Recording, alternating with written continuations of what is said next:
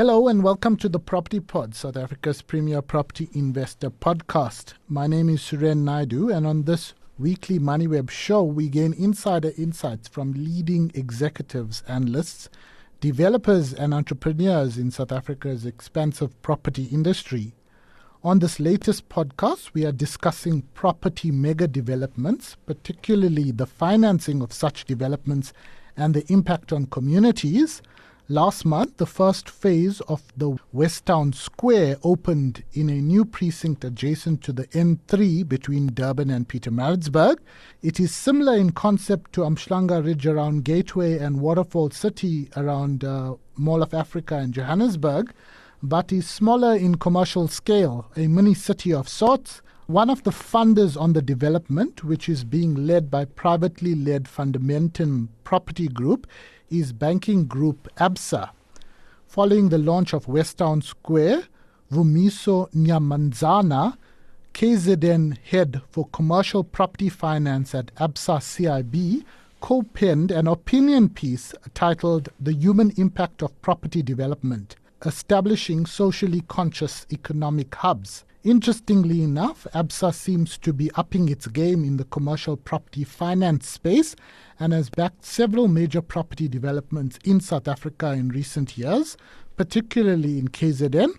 Besides Westown, the bank is also one of the major funders of the new multi-billion rand Club Med resort at Tinley Manor on the North Coast and has backed other big projects in the province. Now, to talk about the financing and to share other insights on Westown and some of the other projects in KZN is Vumiso. Welcome to the Property Pod. Thank you, Suren, and good afternoon to your listeners. Tell us, why has Absa banked on Westown, as it were? Perhaps you want to give us some context in terms of how the bank became involved in this mega project, because it's been on the cards for several years now. Yeah, no, absolutely, Suren. It's a project that has been on the cards probably for the last 7 to 10 years. So I think our involvement in financing Westown has been driven by a couple of reasons. So there are obviously reasons around the financing itself. I think, as you mentioned, Absa has got such a healthy appetite at the moment in the commercial property finance. So this is one of the projects that tick the box in terms of, our financing strategy. So we were so keen to finance Westown on the basis of the commerciality of the project. As you know, Westown is part of, it sits along the N3 corridor. So for us as Absa, we have got a bullish outlook, along that N3 corridor. And we felt that this project would help to unlock a lot of opportunities. And it will definitely be one of the catalytic projects to unlock, developments along the N3 corridor. So it ticked a lot of boxes in terms of location. Then what also helped the project is just the fact that it's not a standalone financing proposal. It's like a precinct, package that forms a whole lot of other mixed use, developments that are coming up after the completion of Westown Square. So you see that in the next 5 to 10 years, there will be the hospital developments. There's the other commercial aspects to the precinct, industrial nodes. There is a commitment from Bowen to develop residential units and other developers that might be interested to take part, in the development. So I think for us, the fact that it's a precinct financing mixed use, that also ticked the box, because not just financing Westown Square on its own, we are looking at financing a new town or a new city, in the West. Then the other aspects that also tick the box for us is just the support Westown Square has received from all the anchor tenants. So you notice that it's a 49,000 of close to 50,000 square meters GLA. You've got your Checkers, your Pick and Pay, your Edgars, your TFG, all have committed, into this project. So that for us was also a sign of confidence that, the retailers are also bullish, about this development. Then the structure also of the shopping center itself, Westown Square, was exciting for us in the sense that the barn, which is sort of like a unique concept for us, I think it will become popular with shoppers. So it's not your typical shopping center. It's sort of like high street mall that is open and very refreshing. Then the other aspects that we looked at, Suren, are just from the developmental aspect, of the project. As you know, it has created a lot of jobs, 8,500 permanent jobs. We're looking at over 15 billion in investments over the next decade. It has also just opened up, the Shongweni precinct. There's also a lot of commitment from the city in terms of infrastructure development. As you are aware, the eThekwini municipality has committed over 600 million to expand, the road that leads to Westown Square. So all those boxes, I think they were quite exciting for us. Hence, we decided to participate in this project.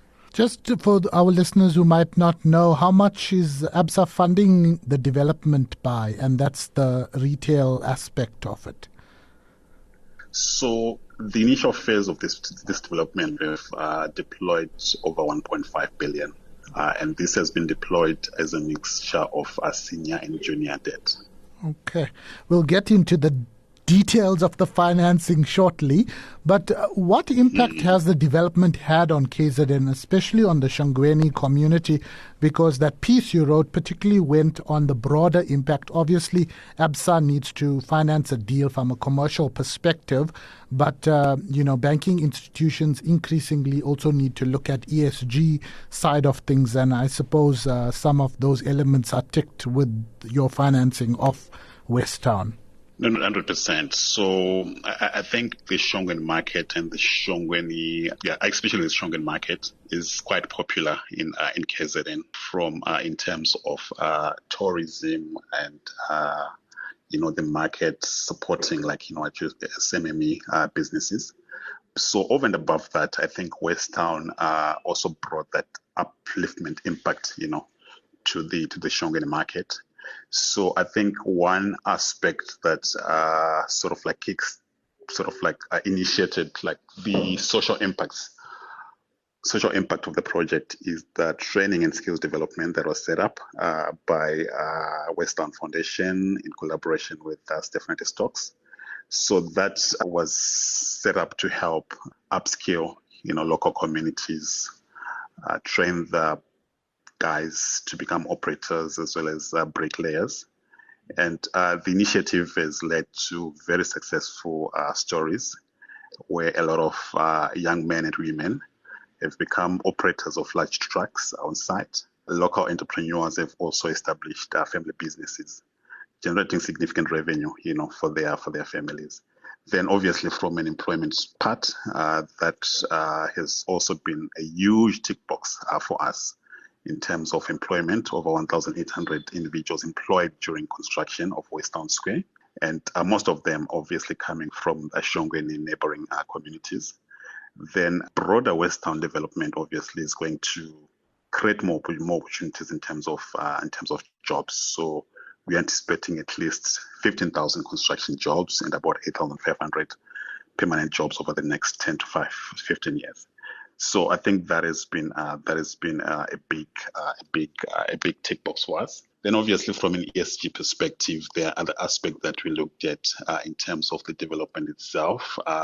It's going to be a green precinct. So far, Absa has also advanced finance towards solar installation on Westown Square, and we are going to roll out similar financing packages, throughout the development. So I think those are probably the broader ESG aspect that we looked at, Suren, when we did the financing for Westown. Thanks for that insight. I actually was at the launch, which was quite spectacular for a former sugarcane field in the middle of nowhere, as it were. And one of the Fundamentum bosses, I think it was Sean Bergsma, mentioned one particular entrepreneur, a bricklaying a person that used to do bricklaying that established the company and basically did all the bricklaying for that project. So, and that's just one story. But turning to the financing side of things, financing major projects like this, it's not easy, especially for developers. How has Absa helped to close that gap, as it were, from a finance perspective to effectively unlock this development? Yeah, so I think we pride ourselves, Suren, for being, pioneers in unlocking finance for new nodes. And a case in point is Westown. So obviously, it's not an easy financing structure that we put across to the client. I think we're quite comfortable in terms of the commerciality of the transaction. So we came in with the senior debt finance package. And remember, this is a one bank financing structure. There is no another bank that is involved at the moment. So Absa is financed the entire precinct, obviously co-financing with the client in terms of the equity part.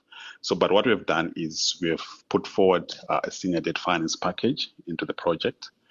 Then we also have a very robust mezzanine finance team that has also come in to bridge, the gap between equity and senior. So that is actually, made the project to be where it is now. And I think the comfort that we obviously get is that it's a long-term project. It's supported by anchor tenants. So from a revenue stream, serviceability, developer experience, construction risk, all those boxes, I think we're quite comfortable. Then obviously with the involvement of Stephanie Stocks as the main contractor, that also gave us comfort. So I think from just financing point of view as Suren, we put forward quite an innovative structure.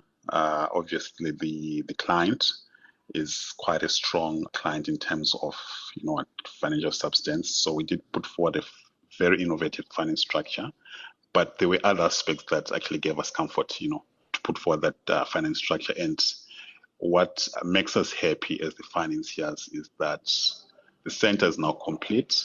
It has been completed on time with no delays. It has been completed with no cost overruns.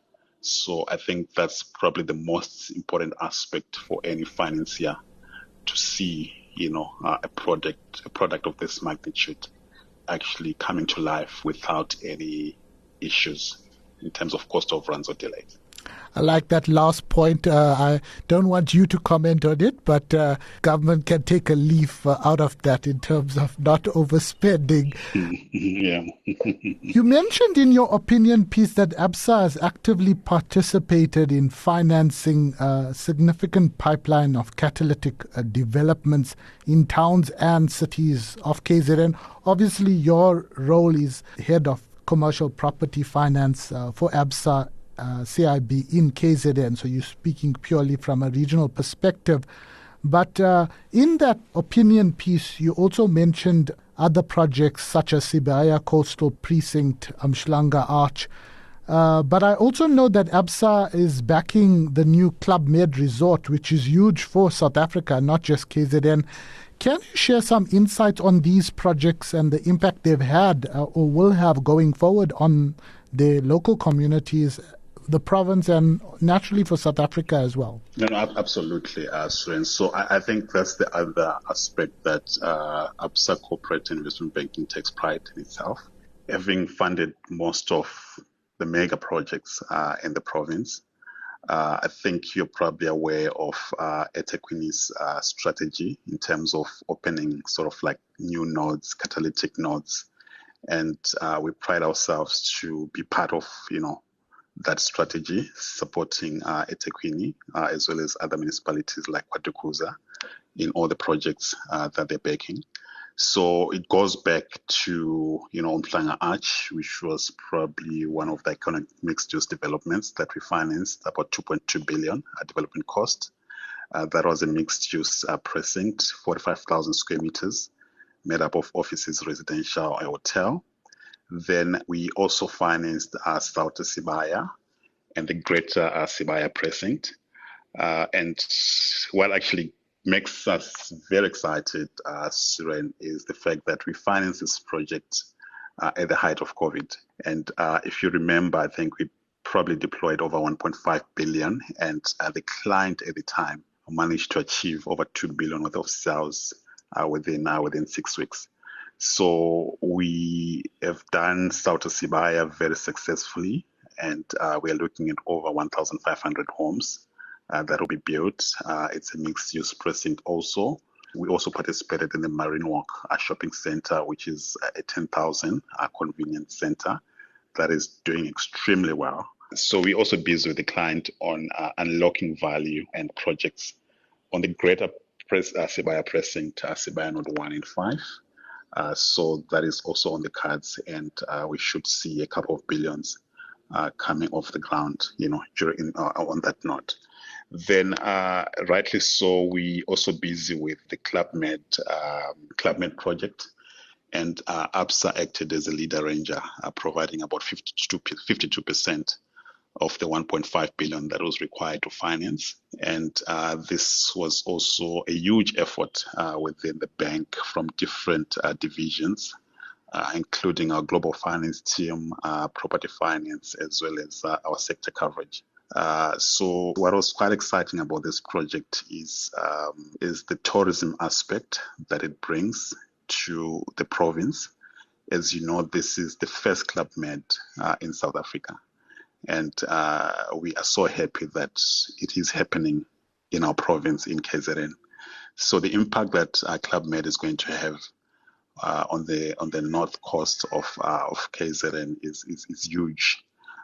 From infrastructure, job creation, opening doors for the province to visitors coming from overseas.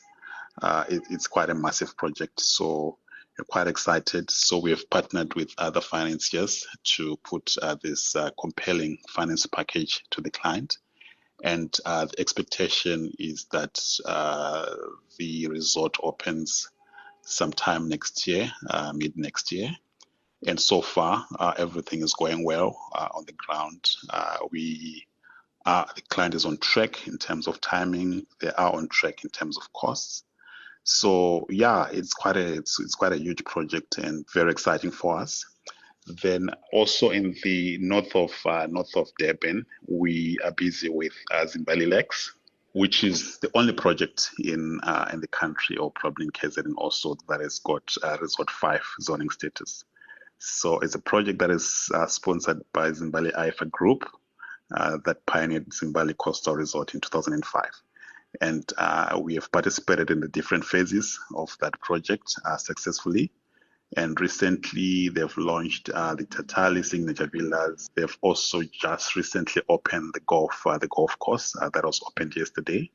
So we're quite excited that there are other projects that are lined up at Zimbali Lakes that we'll be financing. There's a retirement village that is supported by Evergreen. So it's quite exciting, Suren, that we have been involved in a lot of mega projects in the province that have unlocked opportunities from an employment perspective, as well as unlocking infrastructure. I didn't realize Absa was involved with Zimbali Lakes. I do know that you are involved with the owners of the Amdek Group that own the green retirement side, yes, side of the business. But it's quite a number of projects to note there. Another one that Absa was involved with, but that was several years back now, and also been hugely successful considering the development growth on the North Coast and semigration there as well, was the Ballito Junction shopping centre several years ago. But how has the commercial property market, clearly it's doing better, it's doing well. Are you seeing greater appetite for financing such deals going forward, or are you pretty much focusing on these deals at the moment? So I think the market has evolved a lot, Suren. So I'm sure, as you're probably aware that, at Ballito, if you look at Ballito 8 years ago, it's completely different from the Ballito that we see now.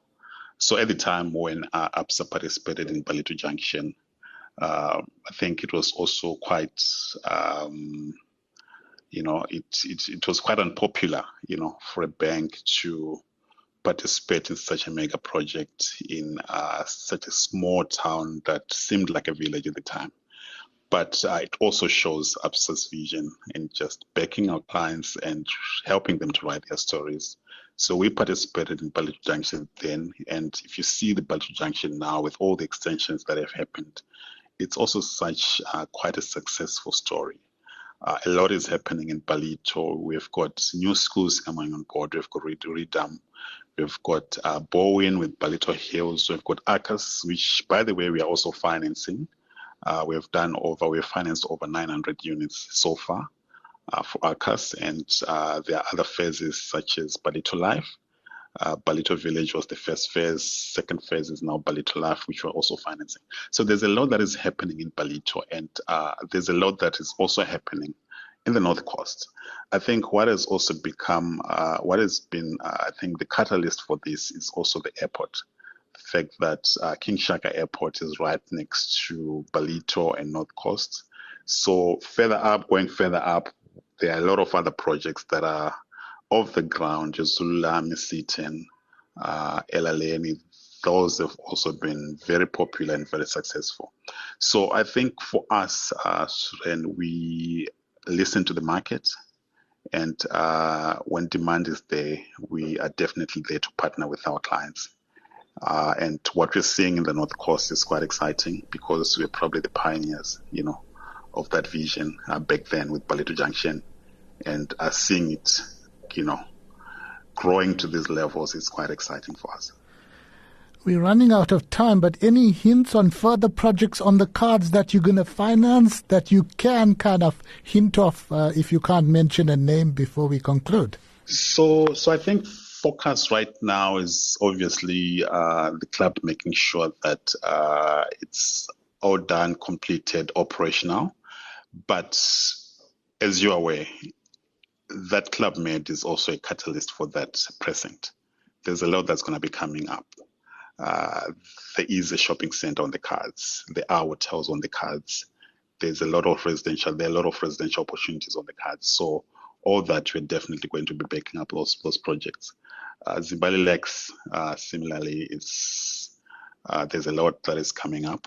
So we'll be definitely participating, on different projects and different phases that will be coming up. But I think what's probably the outlook, Suren, is the fact that it's no longer just the North Coast that we're focusing on. With Westown also coming up, I think it's exciting that the focus is now balanced. We now have the West also coming up, and like I said, there's a lot that is coming up in the West, just around Westown. So we will also be participating in all those projects. Okay, we will have to leave it there. Thank you so much for your time, Vumiso. That was Vumiso Nyamanzana, KZN Regional Head for Commercial Property Finance at Absa CIB.